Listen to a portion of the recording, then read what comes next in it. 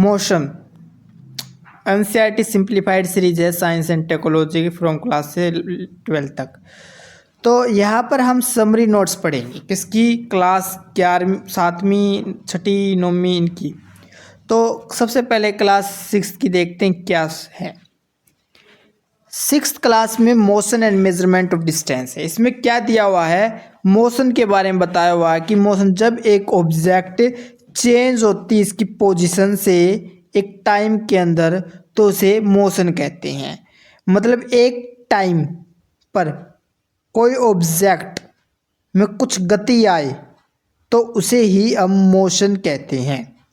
Type कौन कौन से मोशन के, यहाँ पर 6th क्लास में 3 टाइप्स के बारे में बताया गया है। रेक्टिलिनियर मोशन जो एक स्ट्रेट लाइन में मूव करता है, जैसे कि एक बस रोड के ऊपर। सर्कुलर मोशन जब एक सर्कुलर पाथ में कोई गति हो चीज़ में, जैसे कि एक फैन की ब्लेड। पीरियोडिक मोशन मोशन जो रिपीट हो एक फिक्स टाइम के बाद, जैसे कि एक क्लॉक जो पेंडुलम की है उसमें। आगे है मेजरमेंट ऑफ डिस्टेंस कि जो मोशन गति हुई है यहाँ से यहाँ तक गति हुई है, इसको किस चीज़ में मापेंगे। तो किस चीज़ में मापेंगे, स्टैंडर्ड यूनिट है वो तो इसकी मीटर है, मीटर में हम मापते हैं। दूसरी यूनिट हम इसे सेंटीमीटर में भी नाप सकते हैं और ज़्यादा दूरी है तो इसे किलोमीटर में भी नाप सकते हैं। इसकी क्या मेजरिंग टूल है, रूलर और मेजरिंग टैब, ये इसकी मेजरिंग टैब है। अब बात है ये तो 6th क्लास की। अब 7वीं क्लास के में क्या है, इसमें स्लो और फास्ट मोशन के बारे में बताया हुआ है। तो क्या है, स्पीड का जो फॉर्मूला होता है वो डिस्टेंस बाय टाइम होता है। इसमें हायर स्पीड का मतलब है फास्टर मूवमेंट, तेज गति हो रही है। स्पीड में मैग्नीट्यूड होता है, इसमें कोई डायरेक्शन नहीं होती स्पीड के अंदर। हाँ, तो कितनी स्पीड में कोई किस तरफ गई है इसके ऊपर नहीं, बस कितनी स्पीड से जा रही है इस चीज़ के ऊपर ही फोकस किया जा रहा है। 6th क्लास में 2 टाइप की मोशन के बारे में बात की गई है। एक बात है यूनिफॉर्म मोशन की, एक है नॉन यूनिफॉर्म मोशन की। यूनिफॉर्म मोशन एक कांस्टेंट स्पीड के साथ कोई चीज़ मूव करे, जैसे कि ट्रेन है वो कांस्टेंट स्पीड से चलती है। नॉन यूनिफॉर्म मोशन मतलब जो स्पीड चेंज होती रहती है, जैसे कि एक कार है, ट्रैफिक में उसकी स्पीड कभी स्लो हो जाती है कभी फास्ट हो जाती है। टाइम मेजरमेंट, टाइम को हम क्लॉक, स्टॉप वॉच और पेंडुलम में मापते हैं। डिस्टेंस टाइम ग्राफ को कैसे देखते हैं, एक स्ट्रेट लाइन एक यूनिफॉर्म मोशन को दिखाती है, एक कर्व्ड लाइन है कि कर्व्ड लाइन घूमी होती है तो किसे रिप्रेजेंट करती है, नॉन यूनिफॉर्म मोशन को दिखाती है। ये 7th क्लास में बताया गया है मोशन के बारे में। हमें मोशन 9th क्लास में देखने को मिलता है, फिर उसमें मोशन और एंड रेस्ट के बारे में बात की गई है। Motion is relative when sitting in a moving train and tree outside appear to a move. तो क्या है कि मोशन कैसे दिखाई देता है, अगर देखा हम ट्रेन के अंदर बैठे हुए हैं, वहाँ से हमें क्या है, पेड़ क्या है, मूव करते हुए दिखते हैं बैठे बैठे। तो क्या है, हम तो रेस्ट में हैं लेकिन मोशन गति हमें होती हुई दिखा रही है उस पेड़ की। ऐसे लग रहा है हम स्थिर बैठे हुए हैं, जबकि क्या चीज़ है, ट्रेन तो चल रही है लेकिन हमें ऐसा महसूस हो रहा हम तो बैठे हुए, हमें गति नहीं कर रहे, पेड़ गति कर रहे हैं। तो इस की स्थिति भी देखने को मिलती है। 9th क्लास में भी यूनिफॉर्म मोशन और नॉन यूनिफॉर्म मोशन की बात की गई है। जैसे हमने ऊपर बात किया था कांस्टेंट स्पीड और स्पीड वेरियस, स्पीड में अलगता पाई जाती है, उसमें स्पीड एक समान पाई जाती है। तो बात करते हैं अब स्पीड एंड वेलोसिटी के बारे में। स्पीड क्या है, जैसे कि इसमें सिर्फ मैग्नीट्यूड होता है। मैग्नीट्यूड एक वेक्टर न्यूमेरिकल वैल्यू होती है, एक प्रकार से आप समझ सकते हो कि एक न्यूमेरिकल वैल्यू है इसके अंदर। इसमें कोई डायरेक्शन की बात नहीं की गई है, इसमें कोई पाथ इसमें फॉलो नहीं किया गया है। ठीक है, अब देख सकते हैं हम इसका फॉर्मूला तो डिस्टेंस बाय टाइम है। जैसे कि कोई डिस्टेंस तय करता है, यहाँ से यहाँ तक डिस्टेंस तय किया है जिसने, और फिर बेशक वहाँ से वहाँ तक डिस्टेंस तय कर लिया। इसमें हम देख सकते हैं कि यहाँ से यहाँ तक जो डिस्टेंस क्या है, यहाँ से यहाँ, इसमें कोई डायरेक्शन तो नहीं है, डायरेक्शन इसमें नहीं बताई गई है, लेकिन डायरेक्शन हम बता रहे हैं एक बार एग्जाम्पल के तौर पर। तो यहाँ पर देख सकते हैं कि यहाँ से ये दोनों चीज़ को नाप के इसकी जो मैग्नीट्यूड वैल्यू लिख देगी वो जैसे लिख जाएगी 50 मीटर पर सेकंड के हिसाब से हैं वेलोसिटी की। अब वेलोसिटी देखो, डिस्प्लेसमेंट और time has both magnitude and direction. मतलब क्या है कि स्पीड में सिर्फ ये स्पीड मापी जा रही थी।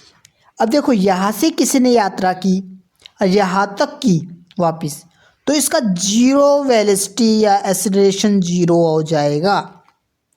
तो क्या बात की गई है इसमें, क्या है इसमें मैग्नीट्यूड भी है, इसमें न्यूमेरिकल वैल्यू भी निकल कर आ रही है और इसमें एक डायरेक्शन की भी बात की गई है। एक्सेलरेशन क्या है, इसमें change in velocity over time. मतलब क्या है कि किसी का स्पीड ऊपर और किसी स्पीड डाउन, तो अप डाउन होना स्पीड का एक प्रकार से, तो उसमें हम एक्सेलरेशन को पढ़ते हैं। जैसे कि एक्सेलरेशन क्या करेंगे, चेंज इन वेलोसिटी, तो वेलोसिटी में चेंज होगा, अर्थात यहाँ से गति यहाँ तक की, किसी ने यहाँ तक गति कर ली, देखो यहाँ तक की, फिर यहाँ से यहाँ तक की, तो अब इतनी यात्रा का जो डिफरेंस बच गया वो वेलोसिटी के चेंज में दिखाएंगे। और यह पूरी जो यात्रा इसने की कितने टाइम में की वो बाय में कर देंगे, तो एक्सेलरेशन लिख के निकल आएगा। अब एक्सेलरेशन टू टाइप के होते हैं, एक होता है uniform acceleration, example free falling object, अर्थात कोई क्रिकेट खेल रहे हैं तो वहाँ पर क्या हो रहा है, किसी ने शॉट मारा और यहाँ पर व्यक्ति कैच करने वाला है, तो यहाँ से जो फैलिंग ऑब्जेक्ट है ऊपर जाकर एकदम स्पीड में चेंज हो रहा है। इतनी स्पीड, यहाँ पर कुछ और स्पीड थी, अब यह डाउन में इसकी स्पीड अलग है, और ये कैच कर लेगा जब पीछे हाथ करेगा जब इसकी स्पीड अलग होगी, तो ये फ्री फॉलिंग ऑब्जेक्ट के अंदर एक गति आएगा, यूनिफॉर्म एक्सेलरेशन। मतलब एक गति से ऊपर गई तो एक समान गई, यूनिफॉर्म गई, एक स्ट्रेट गई, तो इसे हम क्या कहेंगे, यूनिफॉर्म एक्सेलरेशन। और देखो दूसरा है, और वैसे इसमें देख सकते हैं हम कोई भी एक्सेलरेशन में कोई ऊपर से बॉल, एक छत से हमने बॉल नीचे गिरी है, तो छत से नीचे बॉल गिरी, इस एग्जांपल को कैंसिल करो, ये एग्जांपल लो, इस बॉल को एक छत से नीचे गिरी, तो ये जो एक्सेलरेशन है ये यूनिफॉर्म एक्सेलरेशन के अंतर्गत आएगा। अब नॉन यूनिफॉर्म एक्सेलरेशन कौन सा है, इसमें क्या है कि कार जो मूव कर रही है ट्रैफिक के अंदर, उसकी जो वेलोसिटी है वो बढ़ रही है, घट रही है, डाउन हो रही है, तो इसे नॉन यूनिफॉर्म एक्सेलरेशन के अंतर्गत लेकर आएंगे। अब ग्राफिकल रिप्रेजेंटेशन के अंदर कैसे दिखाएंगे, डिस्टेंस टाइम ग्राफ में हम स्ट्रेट लाइन को यूनिफॉर्म मोशन के लिए दर्शाएंगे, कर्व को हम नॉन यूनिफॉर्म मोशन के लिए दिखाएंगे। वेलोसिटी टाइम ग्राफ में जो एरिया है उस ग्राफ के अंदर जो आया है उस डिस्टेंस कवर्ड को दिखाता है।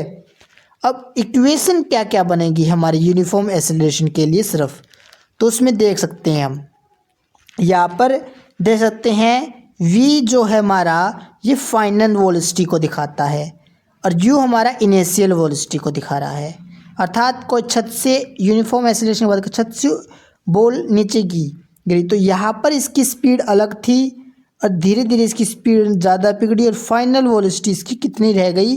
तो इस तरीके से जो एक्सेलरेशन देखने को मिल रहा है, तो इनिशियल वेलोसिटी फिर फाइनल वेलोसिटी, और यहाँ से यहाँ तक का में कितना इसकी गति आई पूरा एक्सेलरेशन से दिखा देंगे। इसने कितना डिस्टेंस कवर किया वो एस से दिखाएंगे, इसने ये डिस्टेंस कवर में कितना टाइम लिया उसे टी से दिखाएंगे। तो ये तीन बनते हैं वी, जो अगर हम फाइनल वेलोसिटी को निकालें तो अंत में कितनी वेलोसिटी तक जाएगी उसकी, तो v is equal to u plus a t. अगर डिस्टेंस निकाले तो s is equal to u t plus half a t का स्क्वायर। अगर फाइनल वेलोसिटी के स्क्वायर निकाले तो इजिकल टू यू का स्क्वायर प्लस 2as। तो इस तरीके से हम इक्वेशन निकाल सकते हैं मोशन की, और उसके द्वारा हम डिस्टेंस, वेलोसिटी जो भी है सबको ज्ञात कर सकते हैं।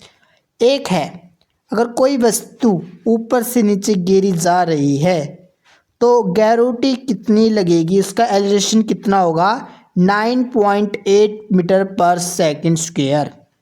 तो ये है। अब क्लास 9th का ही एक चैप्टर और है, force and law of motion, जो लॉ ऑफ मोशन के महत्वपूर्ण कंसेप्ट को क्लियर करता है। अब कोई कहता है कि जैसे कि एक्सेलरेशन की बात की जा रही है, तो एक्सेलरेशन का सीधा प्रभाव किससे है, फोर्स से दिखते हम हैं, सीधा प्रोपोर्शनल है। और जो है ना एक्सेलरेशन इनवर्स प्रोपोर्शनल है हमारे इसके मास के। तो एक्सेलरेशन इज इक्वल टू बराबर F/m। तो इस तरीके से फॉर्मूले बन जाते हैं। तो फोर्स क्या है, तो ये चीज़ सब सोल्व करने के लिए हम क्या करेंगे, ये फोर्स के बारे में समझेंगे। सबसे पहले क्या फोर्स क्या है, जब हम कोई वस्तु यहाँ पर है और उसे कोई धक्का दे रहा है, तो जब एक पुश करेगा या उसे वस्तु को खींचेगा तो क्या होगा, एक ऑब्जेक्ट में मोशन आएगा, इस चीज़ बॉक्स में क्या होगा, गति होगी। तो ये जो गति हो रही है इस किसके द्वारा हो रही है, फोर्स के द्वारा हो रही है। एक व्यक्ति के द्वारा यहाँ पर फोर्स लगाया जा रहा है। टाइप कौन कौन से फोर्स है, एक है बैलेंस फोर्स, एक है अनबैलेंस्ड फोर्स।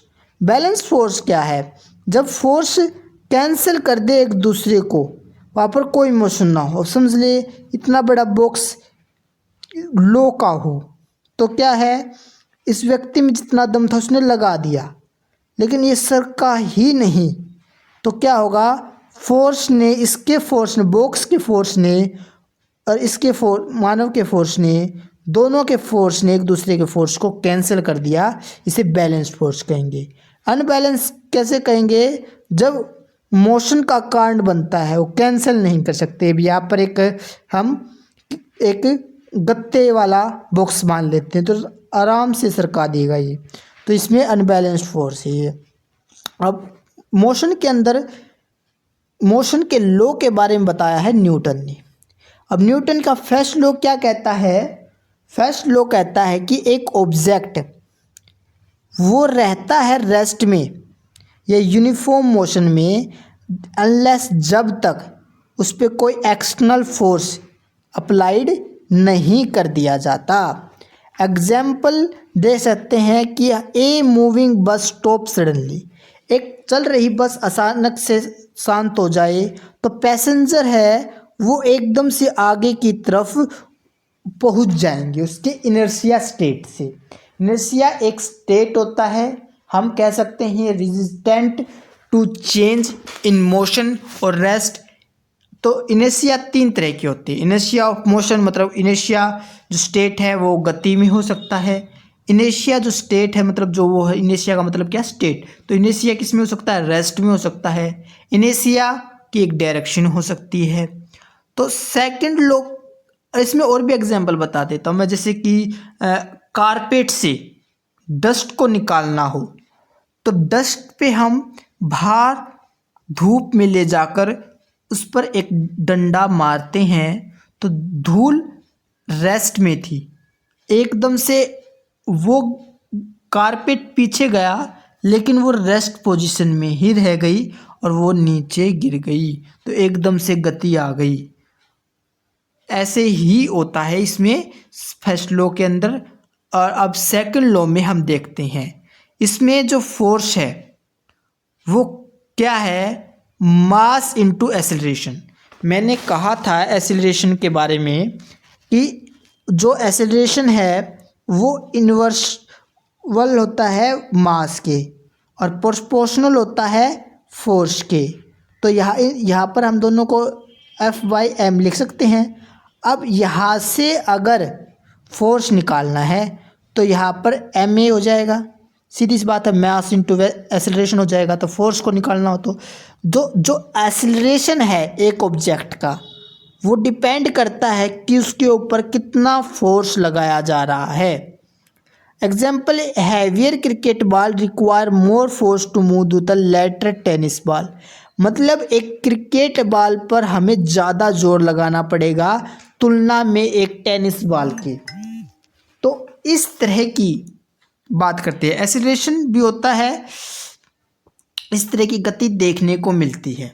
अगर देखो अब क्या है, कोई क्रिकेट बॉल कैच करता है तो बॉल कैचिंग के दौरान क्या होगा, वो अपने हाथ को पीछे ले जाएगा ताकि उसका जो एक्सीलरेशन है वो जिस स्पीड से आ रही है उसको कम किया जा सके और चोट की गुंजाइश कम हो। अब जैसे कि बुक है उसको ऑफ मोशन की बात करते हैं। सीधा सा बात है, थर्ड लॉ बहुत आसान है, एक्शन का रिएक्शन होना। जैसे कि अगर हम हमारे हाथ को इस दीवार के ऊपर मारते हैं तो क्या होगा, जो दीवार का फोर्स है और हमारे हाथ का फोर्स है, तो दीवार हार्ड है, दीवार ने भी जोर लगाया और हमने भी जोर लगाया। जितना ज़्यादा हमारे तरफ से जोर लगेगा, जितना तेज़ी से हम उसके ऊपर अपना मुक्का या हाथ को मारेंगे तो उतना ही ज़्यादा दर्द होगा। तो मतलब क्या है कि एक समान फोर्स लगाया जा रहा है सामने से और आपके द्वारा।